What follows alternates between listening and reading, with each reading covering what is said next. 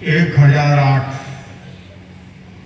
श्री रामचरितमानस का सामूहिक पाठ का ये 26वां वर्ष है और आज के दिन मैं स्मरण कर रहा हूं सर्वप्रथम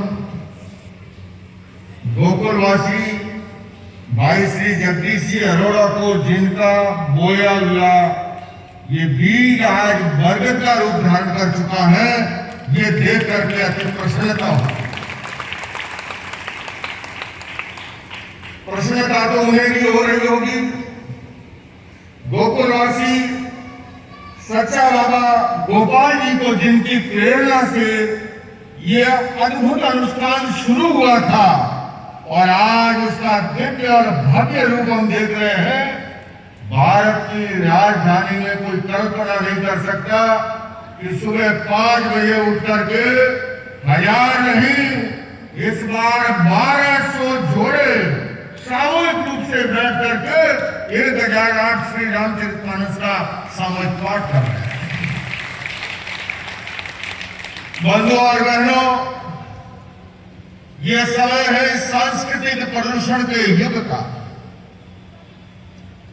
एक तरह से कहूं तो ये दिए और तूफान की लड़ाई है। एक और हम तूफान देख रहे हैं अब संस्कृति का।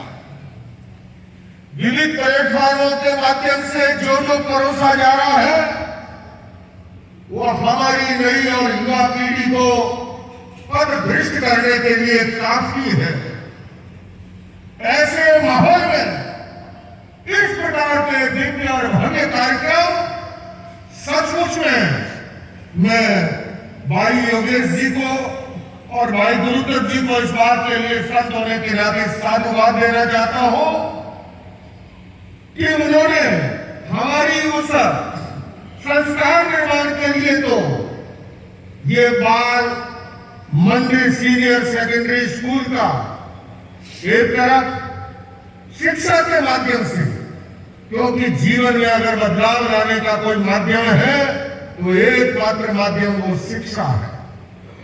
दूसरी ओर संस्कारों के निर्माण के लिए इस तरह से परिवारों को जोड़ करके जिस तरह से कार्य किया जा रहा है, सचमुच में समाज के निर्माण के लिए, राष्ट्र के उत्थान के लिए यही कार्य जरूरी है।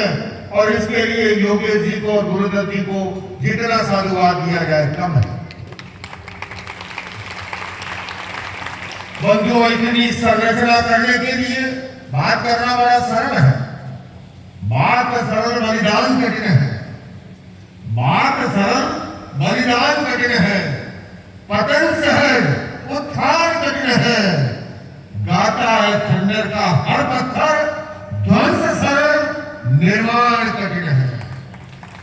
ये जो कार्य है ये निर्माण का है, ये सृजन का है, ये उत्थान का है। और इस समाज और राष्ट्र निर्माण के इस यज्ञ के लिए और सबसे हमारे बीच में विराजित है मातुश्री।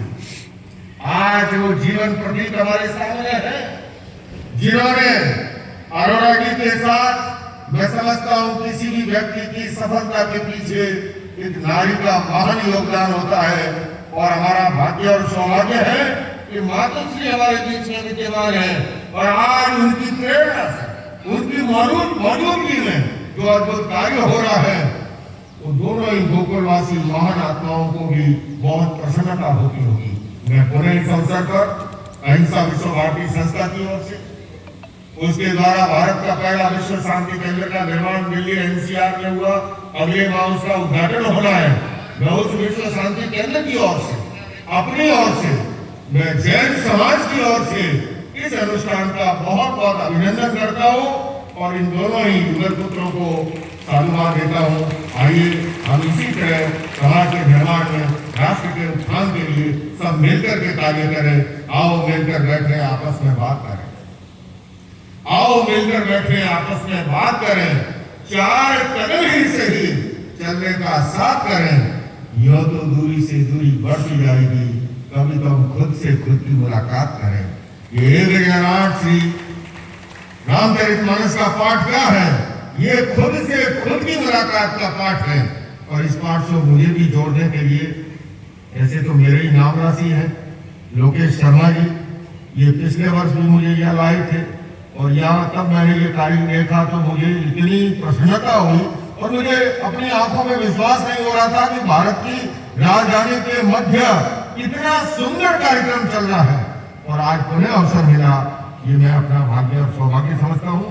पुनः मैं आपके कार्य की सफलता के लिए बहुत बहुत साधुवाद। ओम अर्पण।